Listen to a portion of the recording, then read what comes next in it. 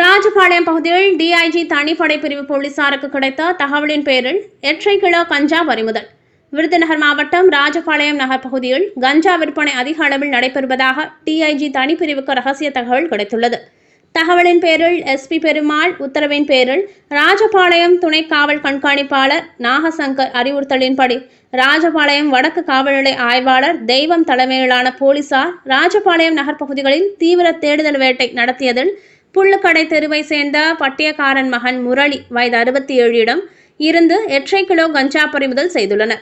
மேலும் மொத்த வியாபாரம் செய்வதாக மதுரை மாவட்டம் பேரையூர் அருகே உள்ள சின்ன கட்டளை பகுதியை சேர்ந்த குருசாமி மகன் சிவகாமி வயது 54 இருவரையும் கைது செய்து விசாரணை மேற்கொண்டு இவர்கள் மூலம் வேறு எங்கு கஞ்சா வியாபாரம் செய்யப்படுகிறது, இவர்களிடமிருந்து வாங்கி சில்லறை வியாபாரம் செய்பவர்கள் யார் என்ற கோணத்தில் போலீசார் விசாரணை நடத்தி வருகின்றனர். மேலும் பறிமுதல் செய்த 8 கிலோ கஞ்சா பறிமுதல் செய்து குற்றவாளி இருவரையும் நீதிமன்றத்தில் ஆஜர்படுத்தி சிறையில் அடைத்தனர்.